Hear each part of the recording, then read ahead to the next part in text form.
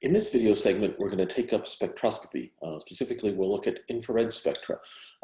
You've probably seen infrared spectra in a lab where you're using them to identify compounds mostly. In this case, we're going to be looking at spectra with much higher resolution, where our aim will be to learn things about the detailed structure of molecules. Right? We're going to concentrate for now on diatomic molecules. The first spectrum in front of us is for HCl, hydrogen chloride. Right? Your encounters with HCl probably are mostly as hydrochloric acid. Under normal temperature and pressure conditions, HCl itself is a gas as a pure substance. You produce hydrochloric acid by bubbling that gas through water, where a lot of the HCl dissolves. To look at the spectrum, let's start by checking out the axes. Right? On my y-axis over here, my label says I've got absorbance. That says where the peaks are the tallest. That's where the most light is being absorbed at those particular energies. On the x-axis, I've got wave numbers for my axis, my units. A word of caution about spectra and units, especially on the x-axis. They are sometimes plotted in one direction and sometimes plotted in the other. There's just not a lot of consistency about that. This particular figure, wherever I lifted this one, it's got large wave numbers on the left and smaller wave numbers on the right. That means its energy scale is going from right to left because wave number, remember, is proportional to energy. If we wanted to label it in wavelength, the wavelength scale would be going from left to right. Right? So be careful about that, because you will also see some that are plotted the other way. We're in the range between 2,500 and 4,000 wave numbers, so we're sort of right in the middle of infrared territory in the spectrum. If we were in class, I would ask you at this point, what do you notice about the spectrum? And in general, the first thing you'd observe is that it's got a surprisingly lot of peaks in it for a simple molecule. Right? For a diatomic molecule, the number of peaks there is perhaps surprising. This little inset up here in the top right-hand corner of the figure, that's just a zoomed-in version on what look like they are this set of 3 peaks here. Right? In that zoomed-in version, it is much easier to see that each one of our peaks is actually split into 2 components. Right? And so if I look just quickly at the overall spectrum, I might look here and say, well, there's a tall peak there. If I look more closely at it, I would see that it is actually a pair of peaks with one taller than the other. You'll notice looking at that blow up that it's always the one at the higher energy that is taller. And if we went further and actually looked at the heights or the areas under those peaks, we'd find out that the ratio of the tall one to the short one is the same for each pair of peaks. Right? And so, again, if we were in class, I would invite speculation about why there are so many things going on in this case, right? It's IR spectrum, and so we expect it to involve vibrational motion, right? That's sort of the right energy range for an IR spectrum. It's just HCl, right? So there are only 2 atoms, and that means there's only one possible way for it to vibrate. I have just one bond length, and so the vibrational motion is just the stretching and compressing of that bond. Right? There's no other way to vibrate this molecule. You can't bend a 2-atom molecule because no matter what you do to it, the 2 atoms can't avoid being on a line because there are only 2 points. Right? We will come to see that the origin of the large number of peaks is because if we were to, when we change the vibrational state of the molecule, we actually also change the rotational state as well. And so the large number of peaks comes from the fact that there are a significant number of rotational states that are populated. The splitting of each peak into 2, that is a little bit of a quirk of the fact that it's HCl here. Chlorine is an element for which there are 2 stable isotopes that exist in reasonable amounts, right? And so there is chlorine 35 and chlorine 37. Right? The fact that the atomic weight of chlorine comes out to be 35.45 right? It's one of the ones that is not close to a whole number. That's because there are significant amounts of both of those isotopes, right? The actual weighted average, the 35.45, is closer to 35. That's our cue, our clue that the 35 is the one there's more of. And so in each one of these pairs of peaks, the tall peak comes from the chlorine 35, and the short peak comes from the chlorine 37, because when I change that mass of the chlorine atom, I actually shift the reduced mass some, and that shows up in the peak, right? It's not hydrogen and deuterium, first of all, because there isn't that much deuterium, and second of all, because if we change the hydrogen to deuterium, we would move the peak by a lot more than that, right? Because then our reduced mass would double in that case, and here it's only shifted by a small amount. So throughout this video, we'll kind of get a better understanding of what's going on in this spectrum and what some of the labels that are on there mean, and then we'll come back to this figure later once we've got some things to work with to try to make more sense of it. So to start thinking about spectra, we need to start off with the idea of degrees of freedom. Right? A molecule has 3n total degrees of freedom, where n is the number of atoms. Degrees of freedom, that's a fancy way of saying if we have n atoms, if we knew 3n coordinates, we would have specified all of the total positions of all those atoms, right? Essentially, if I gave an x, y, and z coordinate to each atom, then I would have specified everything about the molecule, right? And so that's a way of thinking about this. Okay, diatomic molecule number of atoms is 2. 2 atoms means 3n is 3 times 2, or 6.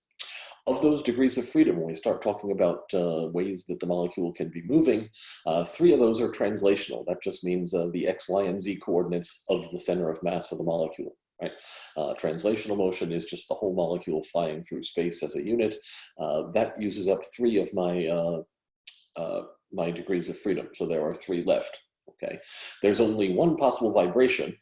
That's the stretching motion of the bond length, right? Because there's only one bond length in a diatomic molecule, and there are no bond angles. In more complicated molecules, I can have multiple different kinds of stretching, and I can have some bending vibrations because I have a bond angle, and changing that is another way to have a vibration. But for a diatomic, there's only one possible vibrational mode, right?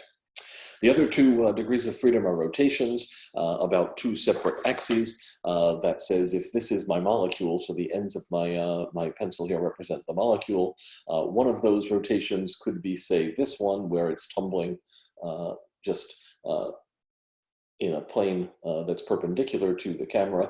The other one then would be, say, this motion here, where it's rotating about an axis that is now vertical rather than horizontal. Right? What is in principle the third rotation, the one that we're rotating about the axis that is the line of centers between the atoms, that one is not a degree of freedom, and that's because there's moment of inertia about that axis is 0. Right? Because essentially all the mass is on the axis, right? And so there is no moment of inertia associated with rotating about the line that is the bond in the molecule. Right? So I get 2 rotations, I get 1 vibration, and I get 3 translations. Those are my 6 degrees of freedom for a diatomic molecule. We will later on visit what happens if we have more than 2 atoms, but for this segment, we're going to talk only about diatomic molecules. If I take a high enough resolution IR spectrum, the peaks we see, like the one I showed you at the beginning there, are related to transitions between both vibrational and rotational states, all right? If you think about IR spectra you've taken, if you looked at IR spectra in organic class or organic lab, you didn't see things like what we just saw there, right? There's a couple of reasons for that. One is because those are generally in condensed phases. You're taking a spectrum of a liquid, say, in most cases, right? The other is that the resolution is just not as high, right? And so if I took that same spectrum at lower resolution, I would just see a single blobby peak that had traced out the envelope of the peaks that we actually saw. Because these spectra involve both vibration and rotation, they are often referred to as row-vibrational spectra, okay, or a row-vibrational spectrum. Spectra is the plural of spectrum. So you'll see both of those words tossed about as you read about this. Row-vibrational is, gosh, probably arguably not actually a word, but it is the coinage that is generally used to describe the fact that in the one spectrum we have things about both types of motion. Okay. It's because I'm changing both the vibrational and rotational quantum numbers. That's why I get so many peaks. There turn out to be a number of different possible ways that we can change those quantum numbers. Because of that, and because there are a lot of peaks and a lot of structure to the spectra, it turns out that these spectra are a very good source of information about molecules. A lot of what we know about molecular structure, things like bond lengths for more complicated molecules, bond angles, and what have you, all of those things can be measured by doing spectroscopy. We can also measure information about bond strengths, because the force constant associated with stretching a bond is going to increase if the strength of the bond increases, right? And so this is why physical chemists look at spectra, is mainly to get detailed information about molecular structure. When we look at a spectrum, there are what are known as selection rules in play. All right. Whether or not a transition can be observed depends on details of the wave functions.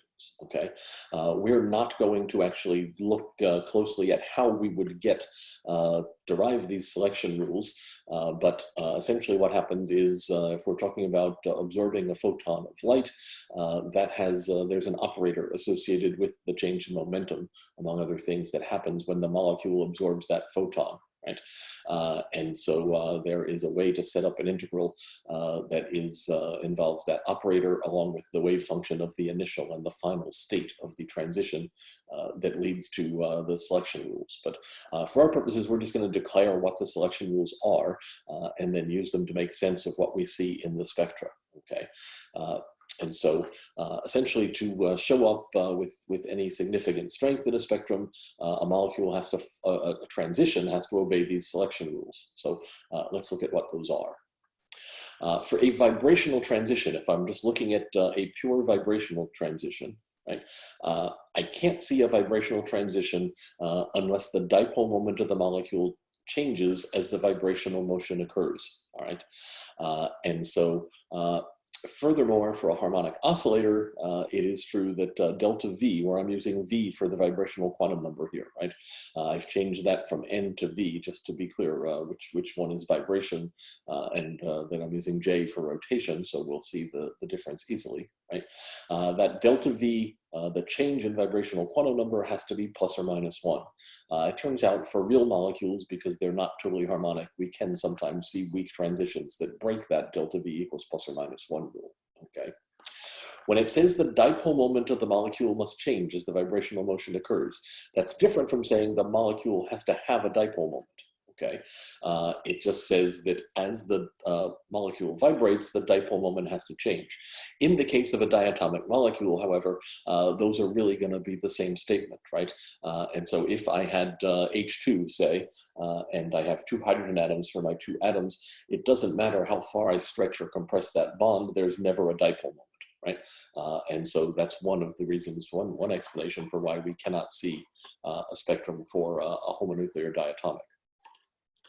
To show a pure rotational spectrum, the pure rotational spectrum would be in the microwave region, but the same selection rule applies when we look at the rotational component of transitions in the IR. First of all, the molecule needs to have a permanent dipole moment. It can't be symmetric with regard to that rotation. And then there are rules about the quantum numbers. Delta J, the change in rotational quantum number, that one can be plus or minus 1. Right?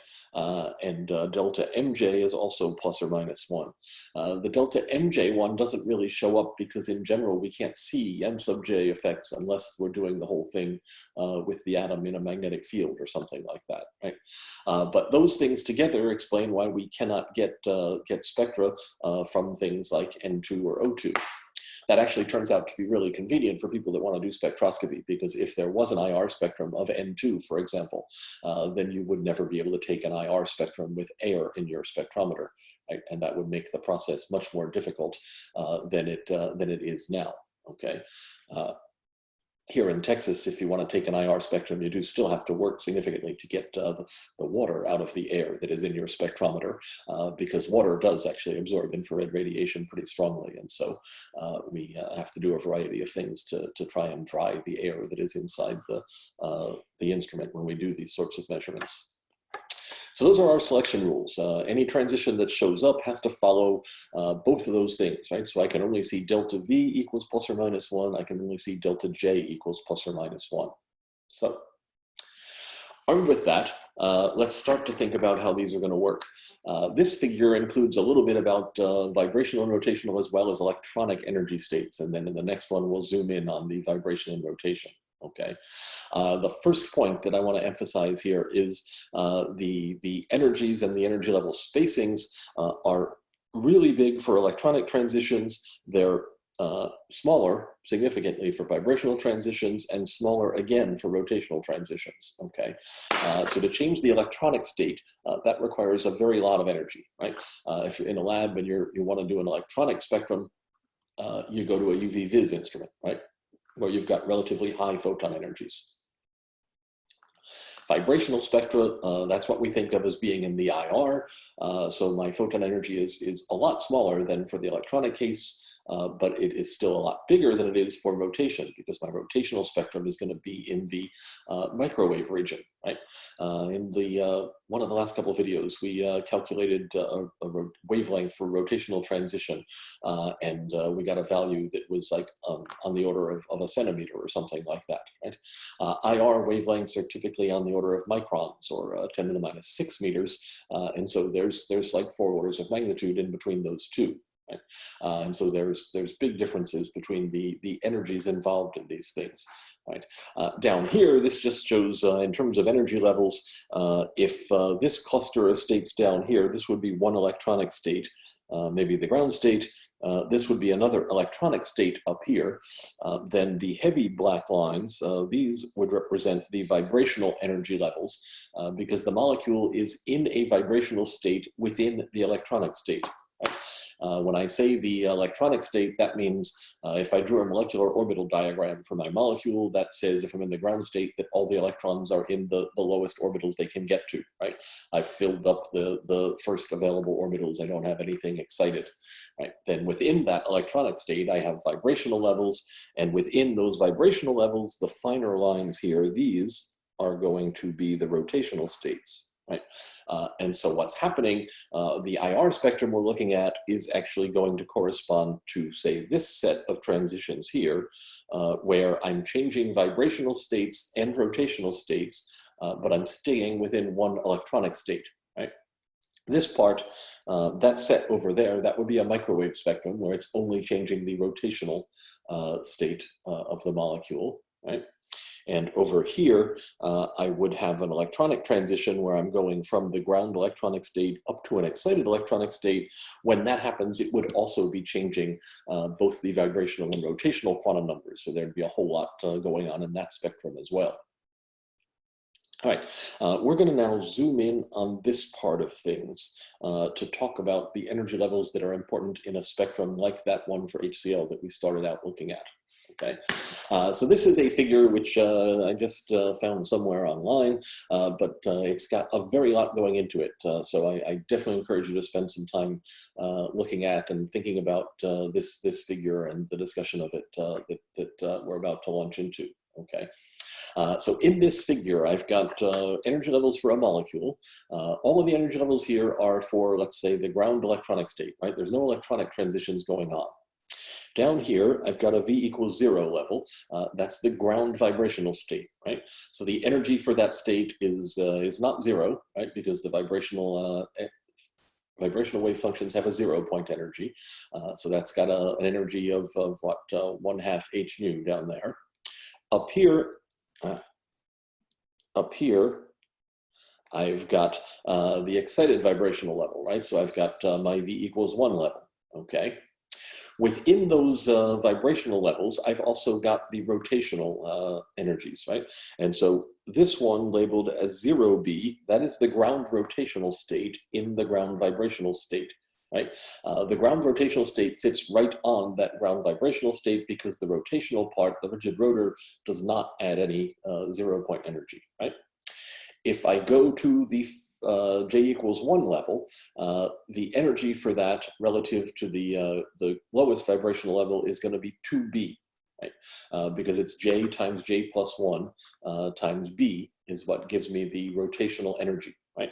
So I go from 0b, I get one at 2b, the next one is at 6b, 12b, and so on, right? So those represent the rotational states within that ground vibrational level. Up here, I have the same thing, right? So I again have 0b, 2b, 6b for rotational levels in my excited state. The normal notation for this, which is really kind of awkward, but it is what is generally used, is to say that a transition would go from v double prime, j double prime, to v prime, and j prime. This figure is not labeled that way. It just has v on the bottom and it's got v double prime on the top, which is slightly awkward, but other than that, I liked the figure, so I went with it.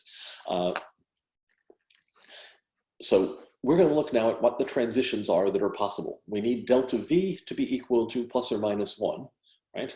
And we need delta j to be also equal to plus or minus 1. If I start in v equals 0, that says I can't do v equals minus 1, right? Because there is no v equals minus 1, so I can't reduce v. So if I start from 0, I can only do v equals delta v equals plus 1. So all the transitions that start in v equals 0 are going to go up to v equals 1, okay? Delta j has to also be plus or minus 1. So that means the dashed blue line in the center, if we can start there, that corresponds to a transition that is not allowed, right? If I went from v equals 0, j equals 0, up to v equals 1, j equals 0, then I would not have delta j equal to plus or minus 1, right? So that dashed line there means that's a transition that does not actually occur. All right, that's actually a series of transitions. One of them is from here up to there, to the ground state at the top. The next one would say if I started here in j equals 1 and I went up to here, I would have an arrow that is the same length, right? Because in both cases, my rotational increment of the energy is 2b, right? So all of the transitions that would not change j would all be at the same energy, hypothetically. That collection of transitions is referred to as the Q branch, and at least for diatomic molecules, that Q branch is not allowed. It does not show up in the spectrum, and we'll see that when we look back at the HCl spectrum in a few minutes. Okay, so if I start in j equals 0 from the bottom, I can't go to j equals 0 in the top. So the only transition that can start here in j equals 0 is this one, which goes up to j equals 1. Okay, that's got delta j equals plus 1. If I start in j equals 1 in the bottom state, then I could do this. I could go from j equals 1 up to j equals 2. Right? I still have delta j equals plus 1. Compare the lengths of those two red arrows, the first two arrows going out from the center. Right? The inside one is definitely shorter than the next one over. Right? Because if you look at it, you can see readily that the change in the rotational energy is bigger, right? And if you just were to measure those arrows, you would see that the energy is going up as I go out from those starting here, going here, coming there, coming out here, and so on, right? So that's going to give me a series of peaks that have successively higher energies. That set of peaks is known as the R branch. All of those red lines correspond to transitions that have delta V equals plus 1 and delta J equals plus 1, all right? When I start in j equals 1 on the bottom, I could also do this. I could have a transition that starts here at j equals 1, but lands up here in j equals 0, okay? That purple arrow, that's gonna be shorter than the first red arrow, right? Because now I've got, well, just look at the arrows, it's definitely shorter, right? That says the energy associated with that transition, the delta j equals minus 1 transition, is gonna be lower, all right? Suppose I started in j equals 2. and I went to j equals 1, right? As I go out from the center and head to the left, those arrows are getting shorter. And again, that's relatively obvious just looking at the picture. If you want to be more arithmetic about it, you can count up the increments of b for the rotational energies and actually get the lengths of those lines, right? But as I go out this way, across these peaks, my energy is getting less. That whole set of peaks is known as the P branch. It has delta J equals -1. Okay, so I get a series of peaks going out towards smaller energies. I get a series of peaks going out towards higher energies. Those are my P and R branches respectively, all right? If we look at the lengths of these arrows, it turns out that the changes in the length should be the same throughout. To see that in terms of, if I take the vibrational energy change is this amount of energy here, right? Just from, say, j equals 0 on the bottom up to j equals 0 in the top, right? So that's some particular amount of energy. If I go through my R branch transitions, the first one has an energy that's equal to that plus 2b, right? Because the first increment would get me to the j equals 0 point, 2 right there, and then I have to add 2b to get to where the top of the arrow really is, right? If I look at the next one, the one that lands here, this one is going to be that vibrational change plus 4b. Because now it goes from being up 2b in the bottom to being up 6b on the top. The third peak there goes from 6b on the bottom to 12b on the top. So it's the vibrational energy plus 6b, right? And if you keep doing that, the increment that it gets longer by each time is always 2b, right? And so that says that that would be the spacing between adjacent peaks. Right? If I measure the energy difference between two side-by-side peaks, that will correspond to 2b, where b is that rotational parameter that is related to the moment of inertia. Okay, so that gives us a lot of information to attempt to now make some sense of that HCl spectrum that we looked at earlier. Okay, so let me bring the spectrum back. Now, if I look at it, first of all, you can see there are some labels on here, right? This is my high energy side, remember, and the longer arrows in my figure were the R branch. That's why there are labels on here for a few peaks that label them as R branch transitions, right? The numbers on those represent what was the initial J value. Right? So the first peak in this series is the one that starts in j equals 0 and goes to j equals 1. The second peak going to the left is starting from j equals 1, going to j equals 2. That's what the 1 is for there. If I count over there, the one that's numbered over here, this one says R6.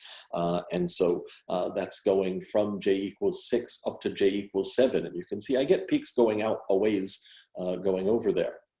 If I come to the right-hand side, I get my P branch, okay, because these are now the small energies, and the same thing happens. This is P1, which is the P branch transition that starts in j equals 1. There is no P0, right? Because if I start in j equals 0, I can't go down, and so the first transition there is P1. I have P2, and then over here I have a label on P7, it looks like. Just those are the ones that were labeled wherever I found this particular figure, right? The spacing between adjacent peaks does look reasonably constant, right? It's not constant the whole way through. If I get over here, for example, you can sort of see they've gotten a little bit closer together. But if I look in the central part, look here, look there, that separation looks pretty good. Right? So that energy difference across two of those peaks, that should be equal to 2b. That would give me a way to find, say, the moment of inertia of the molecule. And I think we're going to do something like that momentarily. Right? If I look in the center here, there is obviously a bigger gap between these two peaks. That's because in the middle is where the Q branch would be if it were visible. Right?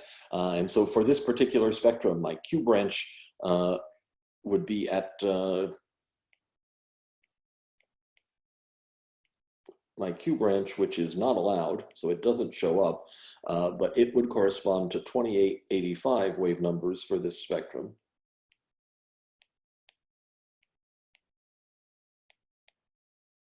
That peak doesn't show up because again, it breaks the delta J equals plus or minus 1 selection rule. But I could still find that energy. The way you'd find that energy is by taking the difference of these two energies, right? If you subtract those, you would get that midpoint, and that would be the energy that we would use, for example, if we wanted to find the force constant for this molecule, we would want to use that Q branch energy because that's the one that corresponds to changing the vibrational state without changing the rotational state, right? And again, the splitting up here, like we mentioned before, this is due to the chlorine isotopes, chlorine 35 and chlorine 37. The tall part is from the chlorine 35. The difference in the two peaks, the fact that they're separated by a little bit, that's because the reduced masses are very slightly different, right? And so that's going to change that's going to change the point at which the frequency shows up, right? Because the force constant is the same and the reduced mass is different, and those three things are related by the equation that says omega is square root of k over m. All right, so if I wanted to find that force constant, I would use the Q branch energy. We did a calculation like that when we were talking about the harmonic oscillator, and did that. Later on, we'll look at the fact that we could use the spacing, the B parameter, we could use that to find the bond length, and I'm going to do that calculation in a moment. Okay. So again, this is kind of the argument for the 2B increments, okay? The rigid rotor energies are given by the expression that's there, which is J times J plus 1 times B, right? Where B is this rotational parameter. So these numbers, we saw these in that energy level diagram, right? 0, 2B, 6B, 12B, and so on. Those are the energies where those rotational states sit for J equals 0, 1, 2, 3, and so on.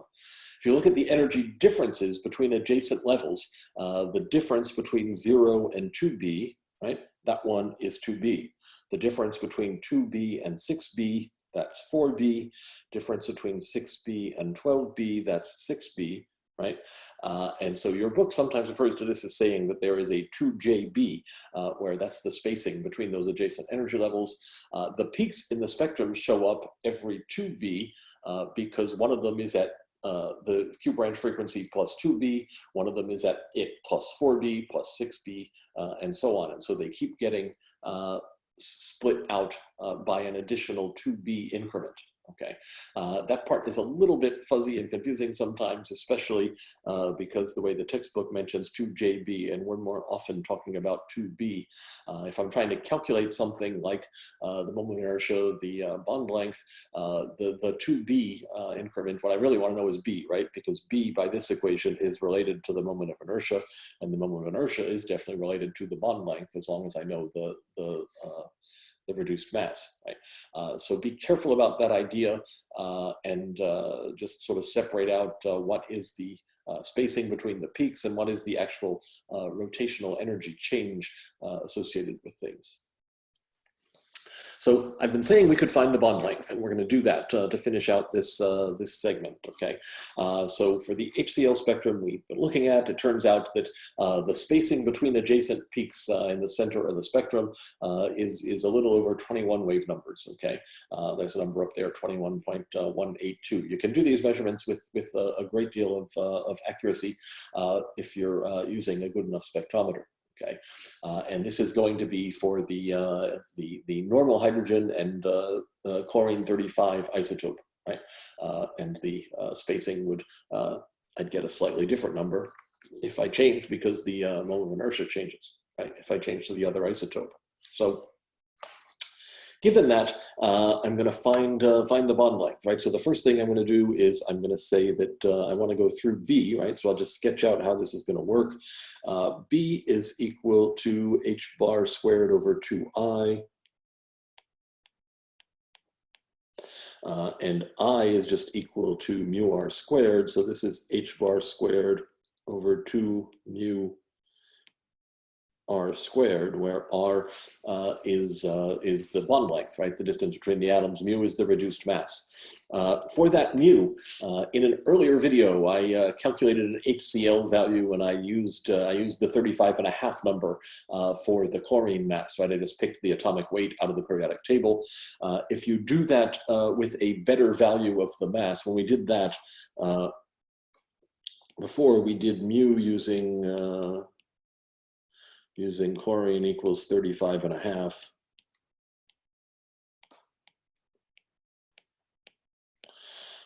And I got something like 0.972 in AMUs.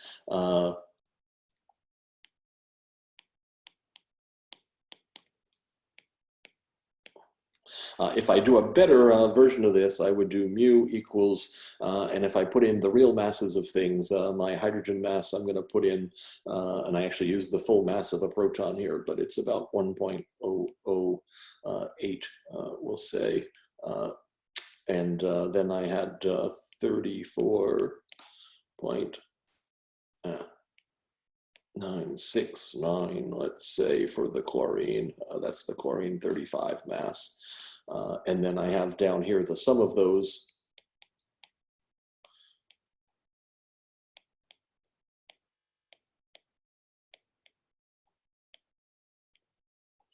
When I did that one, I get 0.9796, let's say.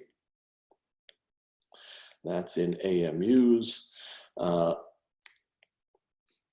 And if I convert that to kilograms, I would get that that's equal to 1.626, let's say 7 times 10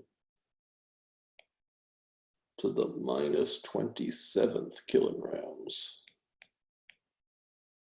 I'm really writing kilograms there, I do promise. All right, so that takes care of my reduced mass. I'll just use that when I go forward from here, okay? So now I have the reduced mass. I can take my equation, which said what? Before, I had that B is equal to h bar squared over 2 mu r squared. So that'll give me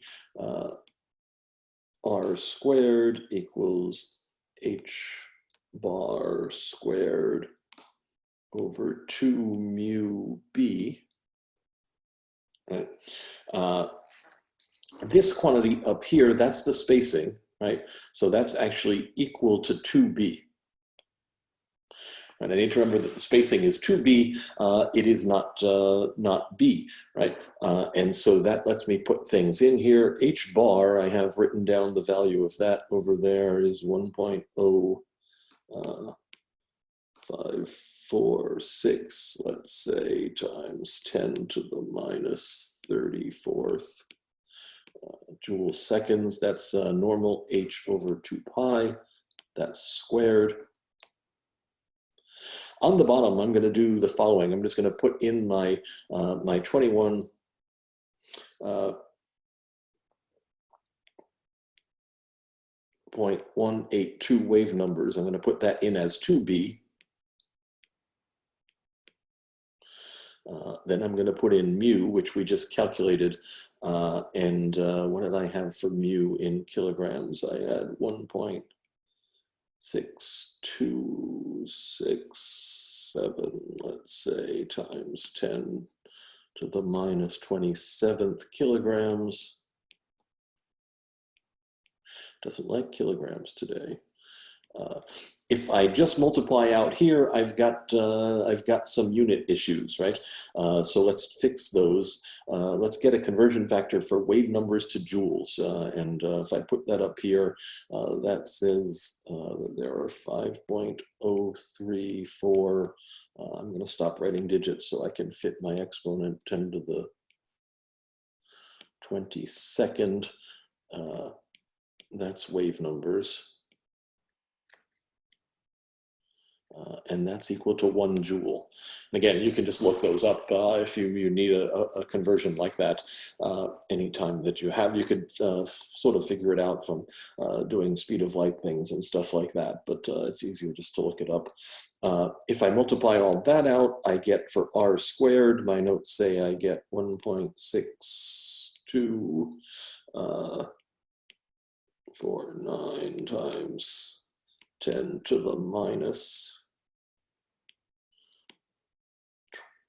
20 in meters squared, and then that gives me r equal to 1.2747, all right, and now I'm at 10 to the minus 10 meters.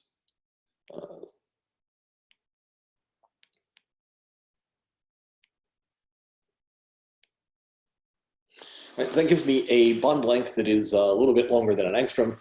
That makes me feel good about the odds of this being correct. Right, it's a small diatomic molecule, and one end of it is hydrogen, so I don't expect an overly long bond length, and that feels like it's about the right size. Right, so that shows us how we can get a bond length, or we could have pulled out the moment of inertia in there if we wanted that from this this sort of spectral information.